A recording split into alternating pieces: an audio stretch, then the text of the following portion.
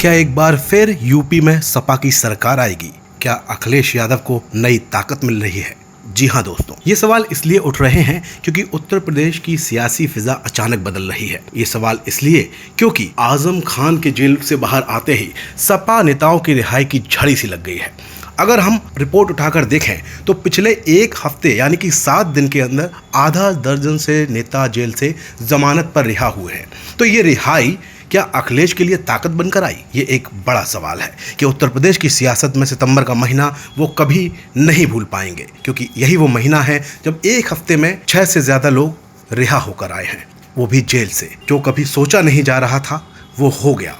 आखिर ये सारे लोग जो बाहर आए हैं वो क्या योगी सरकार के लिए एक बड़ी चुनौती बनेंगे? 2027 में योगी के नाक के नीचे कुछ दबा कर ले जाएंगे? ये बड़े सवाल हैं, क्योंकि योगी सरकार में एक के बाद एक सपा के कई दिग्गज नेताओं को अलग अलग मामलों में जेल जाना पड़ा था।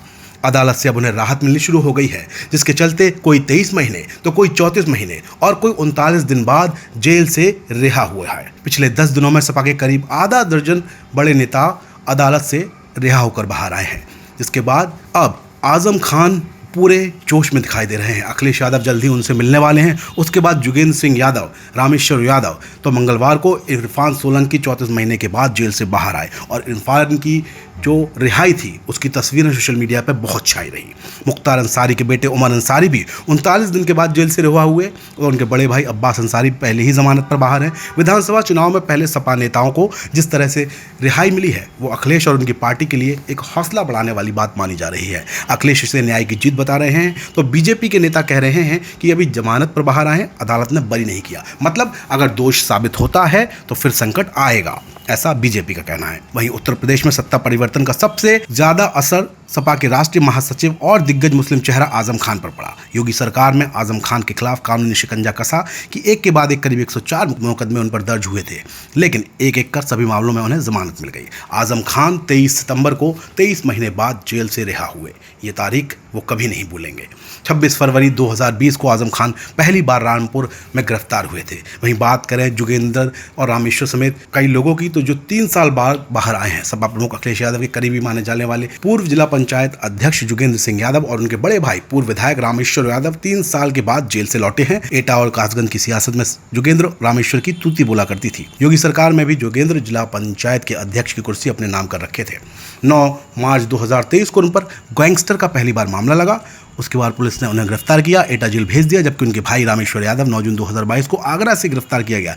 जोगेंद्र पर लूट, दुष्कर्म, जमीन कब्जा और गैंगस्टर जैसे करीब 7 संगीन केस चल रहे हैं, तो रामेश्वर यादव पर भी करीब 100 से ज्यादा मुकदमे हैं। तो यूपी में योगी सरकार के आने के बाद सपा नेताओं पर यह कानूनी शिकंजा कसना शुरू हुआ था, जिसके चलते 1 दर्जन से ज्यादा नेताओं को जेल जाना पड़ा था। सपा के कई विधायकों को अपनी विधानसभा की सदस्यता तक गंवानी पड़ गई थी, जिसमें आजम खान, अब्दुल्ला आजम से लेकर इरफान सोलंकी तक शामिल हैं। अब 2027 में विधानसभा चुनाव से पहले ये नेता जेल से बाहर आए हैं। भले ही कोर्ट की जमानत पर रिहा हुए हैं, लेकिन समाजवादी पार्टी में खुशी की लहर दौड़ गई है। सपा कार्यकर्ताओं ने अपने नेताओं की रिहाई की खुशी में मिठाइयां बांटकर जश्न मनाया, तो अखिलेश यादव भी इसे न्याय की जीत बताने लगे। जेल से बाहर आने वाले नेताओं में से अखिलेश यादव ने मुलाकात का कार्यक्रम भी तय कर दिया। 8 अक्टूबर को वो पहली बार आजम खान से मिलेंगे जेल के बाद।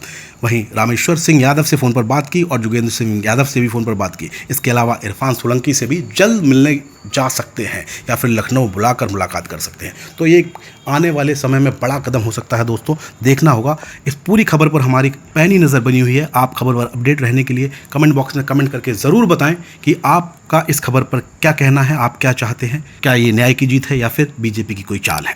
दूसरा, आपने अगर चैनल को सब्सक्राइब नहीं किया है तो तुरंत सब्सक्राइब कर लीजिए, क्योंकि तकदीर का तो ऊपर वाला देख लेगा दोस्तों। मेरी कोशिश है कि ये सूरत, ये तस्वीर बदलनी चाहिए। जय हिंद, जय भारत। श्री राधे। देश के राष्ट्रपिता महात्मा गांधी ने कहा था कि असली भारत हमारे गांव में है।